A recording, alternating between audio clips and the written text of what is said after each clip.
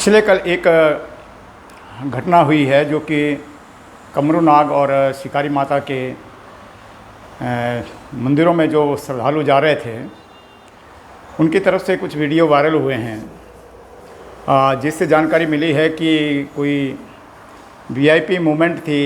उन मंदिरों की तरफ उस सड़क पर, जिसकी वजह से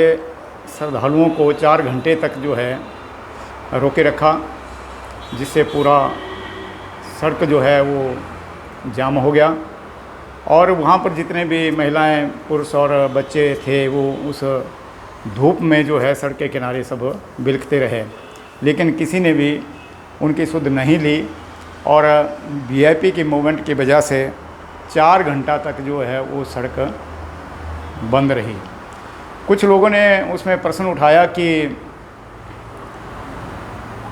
हम लोग इनको बनाते हैं, वोट देते हैं और जीतने के बाद ये लोग हमारे सिर पर बैठ जाते हैं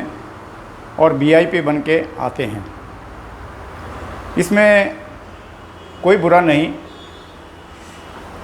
क्योंकि ये जो वीआईपी कल्चर है ये आज का नहीं है, ये बहुत पुराना कल्चर है और इसको जो बनाने वाले हैं वो भी जनता ही है। इसलिए अब इनको ये दोष देना जो है जनता के द्वारा वो गलत है, क्योंकि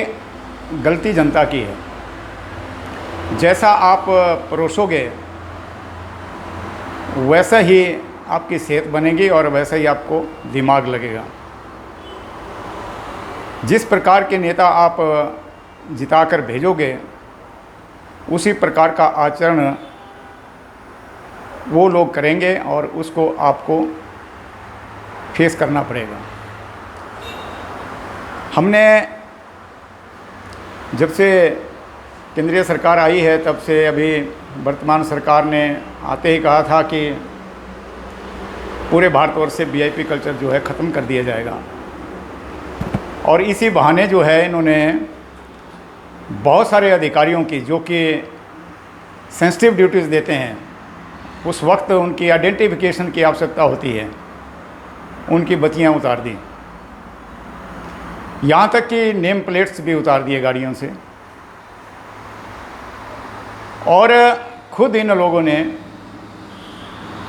अपने ही बनाए हुए कानूनों की धज्जियाँ उड़ाई है और उड़ा रहे हैं।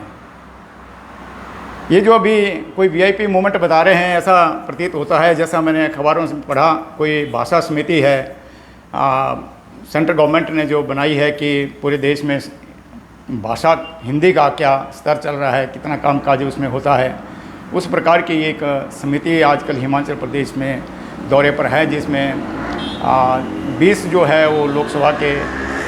सदस्य हैं और 10 जो है वो राज्यसभा के सदस्य हैं। और ये सारे के सारे लोग जो हैं ये जनता के द्वारा चुने हुए प्रतिनिधि हैं। अब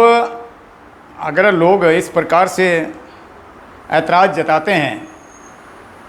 तो फिर इन लोगों की गलती क्या है? जब आप लोग बिना सोचे समझे ऐसे लोगों को पार्लियामेंट में, ऐसे लोगों को विधानसभा में भेजेंगे जो आपकी कदर नहीं करते, जो आम आदमी को वीआईपी नहीं मानते, तो फिर आपके साथ यही सलूक होगा और होना भी चाहिए। मैंने देखा ऐसे ऐसे लोग जो है पार्टी के नाम पर पार्लियामेंट में भेज दिए गए हैं, जिनकी जगह जो है एक चपरासी के काबिल भी नहीं है। उनको ना तो सेंस है, ना तो ज्ञान है, ना तो पार्लियामेंट में कोई प्रश्न पूछने का उनकी हिम्मत है, लेकिन क्योंकि जनता ने भेजा है इसलिए वो वीआईपी हैं। आप उनको आम आदमी तो कह नहीं सकते, क्योंकि आम आदमी तो आप हैं, आपने उनको बनाया है। अब एक जो कुम्हार होता है या कोई मूर्तिकार होता है जो मूर्ति बनाता है, वो भगवान की मूर्ति बनाता है और उस मूर्ति को जब मंदिर में रख दिया जाता है तो उसकी प्राण प्रतिष्ठा की जाती है। वहाँ तो पत्थर में प्राण डाले जाते हैं, यहाँ तो जीते जाते जागते आदमियों में, उनमें तो प्राण है ही है। उसके बाद जो है उनकी प्रतिष्ठा बढ़ जाती है और जिस व्यक्ति ने बनाया है उसका नाम जो है वो इतिहास में खो जाता है। यही हालत हमारे देश में इस प्रजातंत्र में वोटर्स की है। वोटर्स जो है वो नेताओं को बनाते हैं, उनको सत्ता में बैठाते हैं और उसके बाद जो है 5 साल तक जो है उस मूर्तिकार की तरह आम जनता भी जो है गौन हो जाती है, गुम हो जाती है। उनकी याद तब आती है जब वोट लेने होते हैं, चुनाव नज़दीक आते हैं और उस वक्त भी उनको ये मालूम है कि हमने चुनाव कैसे जीतना है। वोटर्स की वीकनेस को हर कोई जानता है और सबसे बड़ा दुर्भाग्य ये है कि हमारे यहाँ इलेक्शन कमीशन जो है उसमें भी बहुत भारी कमियां हैं। एक व्यक्ति को उसी के कंस्टिट्यूंसी में हर बार इलेक्शन लड़ने का मौका दिया जाता है, जबकि होना ऐसा चाहिए कि अगर व्यक्ति का देशभक्ति, उसकी समाज सेवा, उसकी कार्यप्रणाली का अगर इम्तिहान लेना है तो उसको जो कॉन्स्टिट्यूंसी अलॉट होती है इलेक्शन के लिए, उसको इलेक्शन कमीशन को टॉस करके देनी चाहिए। टॉस में जहाँ की भी कॉन्स्टिट्यूंसी मिले वहीं से उसको कहना चाहिए कि आप वहाँ से इलेक्शन इस दल से लड़ेंगे। तब उनकी असली जो ख्याति है, कार्यकुशलता है और लोगों के प्रति प्रेम है, देश के प्रति प्रेम है, उसका सही आंकलन हो पाएगा। होता क्या है, इनको 2-2 करोड़ रुपया जो है पार्लियामेंट की तरफ से, सरकार की तरफ से मिलता है। उसके आधार पर इन्होंने एक कॉकस तैयार किया होता है अपनी कॉन्स्टिट्यूंसी में और वो पैसा जो है उनके माध्यम से अपने अपने वोटर्स के ऊपर लगता है और हर बार वो वहाँ से जीतने की संभावना उस पैसे के आधार पर ही करते हैं। जिन लोगों के माध्यम से वो पैसा लगता है वो फिर उस वक्त जो इलेक्शन आएगा वो भी अपनी जेब से जो है अपना अंशदान डालेंगे और इस प्रकार के जो आम आदमी होते हैं उनको किसी ना किसी तरीके से खरीद कर,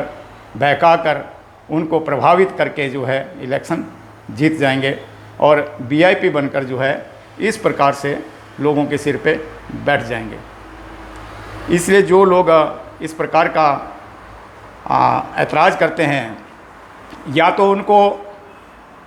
अपना कार्यकुशलता, अपना ज्ञान बढ़ाना चाहिए, उसमें सुधार लाना चाहिए और अच्छे लोगों को जिताना चाहिए ताकि जीतने के बाद वो आपके वीआईपी ना बने। या तो फिर अगर आपने इस प्रकार से पैसे के प्रभाव से, जाति के प्रभाव से, धर्म के प्रभाव से या शराब के प्रभाव से वोट देकर जिताना है तो आपको ये वीआईपी का दंश भी झेलना पड़ेगा। फिर आप का ये राइट नहीं रहता कि आप किसी को कहें कि आपको हमने जिताया है और अब आप हमारे सिर पर वीआईपी बनकर आ गए हैं। इसलिए अगर समाज में सुधार लाना है तो उन लोगों को जिताकर पार्लियामेंट में भेजें, उन लोगों को असेंबली में भेजें जो लोग सही मायने में समाज सेवक हैं, समाज सेवा करना चाहते हैं, जो आज राजनीति से दूर हो चुके हैं। उन लोगों को ढूंढ कर लाइए और उनको इन पवित्र संस्थानों में भेजिए ताकि वो समाज में और देश में एक समरसता लाएं और पूरे देश को एकजुट होकर आगे बढ़ाएं। धन्यवाद।